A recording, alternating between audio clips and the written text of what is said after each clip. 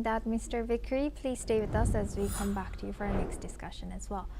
Moving on, trilateral peace talks between Ukraine, Russia, and the United States have officially begun in Geneva, as confirmed by the head of Ukrainian delegation, Rustem Umerov.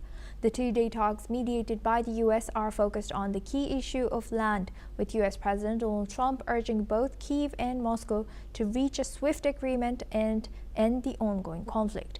Ahead of the negotiations, Russia has launched heavy airstrikes across Ukraine, causing significant damage to the power grid in the southern city of Odesa. Ukrainian President Volodymyr Zelensky has reported that the strikes left tens of thousands of residents without heat and water. Now we welcome back Mr. Raymond Vickery. He joins us live from Washington, D.C. Thank you very much, Mr. Vickery, for staying with us. Now looking at this, can we be hopeful about any breakthroughs from these talks? Well, thanks again for letting me comment on this. We can be hopeful that, as Winston Churchill used to say, people are doing jaw rather than war. On the other hand, the limits of the approach, which we've just talked about, are on display in regard to these talks in regard to Ukraine. There is not a strategy or a long-term approach to Russia and its mindset about expanding the old and recreating the old Russian Empire. Instead, it's looked at as if this is in isolation, in some way like a real estate deal, and you can have the parties decide and it will be done.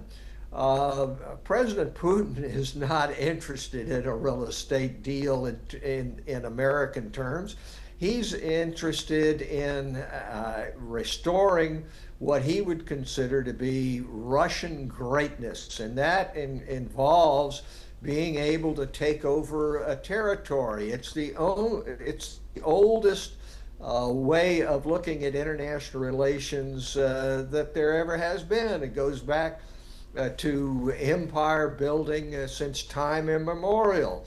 Alexander the Great, Peter the Great, and Putin considers himself Putin the Great, and he's going to put this back together.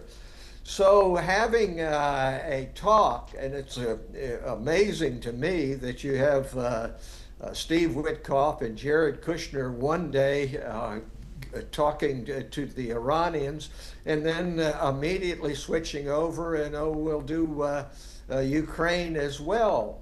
You know, nations have ministries of external affairs, State Departments, foreign affairs, for a reason, and that is because there has to be some institutionalization of the search for peace, and that's the ultimate goal. But you can't deal with a President Putin as you would deal with a real estate developer.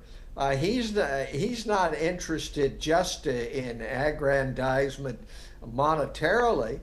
He wants to have control. He wants to have empire. And the language which he understands is not one of economic development.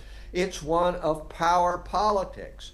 And until such time as the United States has partners and has a strategy which involves bringing pressure, what you see now is what you're going to get. While he's sending people to Geneva to talk with Witkoff and Kushner, at the same time he's continuing to bomb, to kill, and to maim.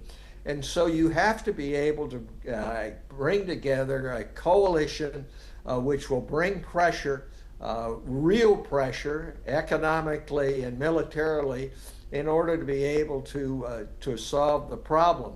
So yes, it's great that there's talking going on, and hopefully the talks will continue and not let the war escalate into something which would be existential for both sides. But waging peace should be the paradigm which we're looking forward to. Unfortunately, we do not have a leader of the free world anymore. What we have is a transactional rather than a relationship approach. So we can only hope for the best. But Europe is showing that it's going to go its own way in trying to do this.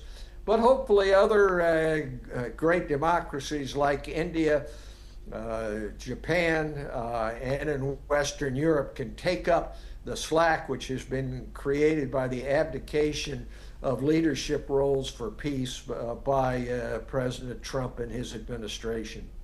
Yes, indeed. Sometimes I wish that someone from Trump administration would be hearing our conversation. Mr. Vickery, thank you very much for sharing that insight with us on NewsX World.